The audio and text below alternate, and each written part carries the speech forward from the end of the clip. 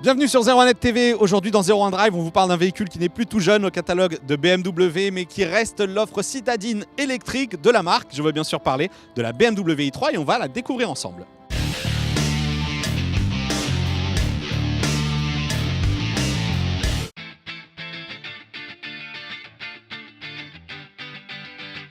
Un design assez particulier pour cette BMW i3, assez proche du concept d'origine. Une cellule en fait en plastique renforcé en fibre de carbone et surtout d'avoir cette ouverture de porte antagoniste, c'est très original. Finalement ça facilite assez confortablement l'accès à bord du véhicule. Portière à ouverture antagoniste à l'arrière et siège rabattable à l'avant. Voilà donc comment on facilite l'accès à bord de cette i3 pour un gabarit d'1m75 comme le mien. Ce qui est sûr, c'est qu'au niveau du siège avant, il n'y aura pas beaucoup d'espace, y compris aussi pour la garde au toit. Les sièges sont d'ailleurs assez fermes, on le voit, c'est une 2 places. Et donc cette i3, elle est véritablement à considérer comme une citadine électrique. L'autonomie que nous avons pu constater pour cette i3, elle est d'environ 130 km dans un usage véritablement urbain. Comment on y parvient, c'est assez étonnant puisque l'aérodynamisme n'est pas spécialement travaillé, mais il y a bien des traits de caractère, l'habitacle en fibre de carbone, très léger, les autres matériaux utilisés aussi qui sont plus légers que l'acier classique. Et regardez ici la particularité de ce pneu.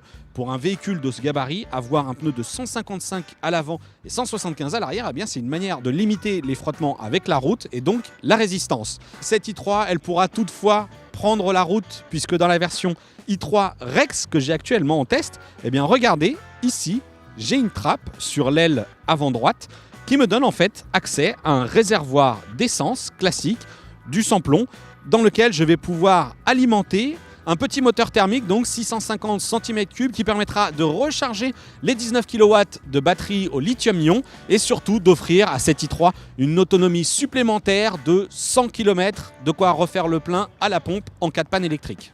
À l'intérieur donc de cette cellule en fibre de carbone, le conducteur se retrouve face à une interface assez épurée. Évidemment, sur ce véhicule, on retrouve un volant multifonction qui permettra d'activer notamment des technologies d'aide à la conduite sur lesquelles on va revenir juste après. Et surtout 2 écrans numériques, l'un pour l'instrumentation, la vitesse, le niveau de charge, l'autonomie, mais aussi les kilomètres parcourus. Et au centre de la planche de bord, un modèle plus grand qui cette fois-ci servira naturellement aux fonctions multimédia, navigation et gestion du téléphone. À l'intérieur de l'i3, on retrouve donc évidemment des technologies connues chez BMW telles que la reconnaissance vocale qui permettra d'appeler un contact, très pratique pour ne pas détourner son attention de la route, mais aussi la fameuse commande au centre des sièges qui reprend cette grosse molette et les quelques boutons de raccourci. Molette qui d'ailleurs propose une fonction cette fois-ci de reconnaissance de caractère, là encore très pratique lorsque la reconnaissance vocale montre ses limites. Les fonctions connectées de cette BMW dépendront de votre capacité à souscrire des options. Ce qui est sûr, c'est que la plateforme Connected Services propose notamment de souscrire à des services de musique en ligne, mais aussi à la possibilité d'interagir avec votre véhicule via une application sur smartphone.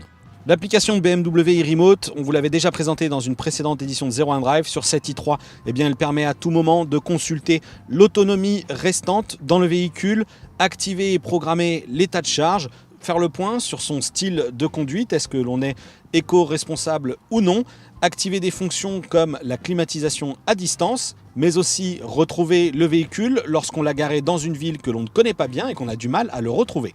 Comme je le disais, les sièges de cette BMW i3 sont assez raides.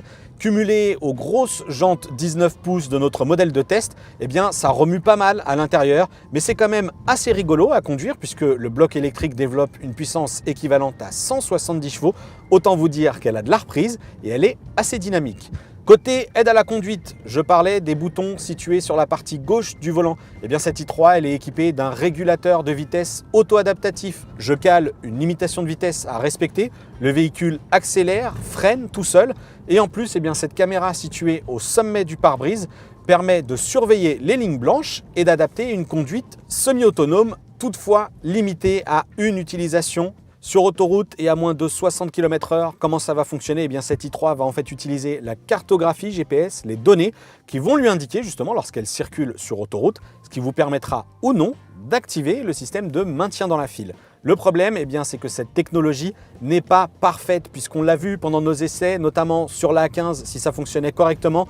Sur la A14, là où le marquage au sol n'est pas très présent, eh bien, l'électronique, la caméra est à la peine et nous indique sur le tableau de bord qu'il n'est pas possible d'activer cette fonction. Cette i3, elle date donc de 2013, ces technologies aussi, elles sont donc un peu dépassées, visiblement techniquement limitées. Ce qui est sûr, c'est qu'en matière d'aide à la conduite, ce n'est pas ce que BMW a fait de mieux.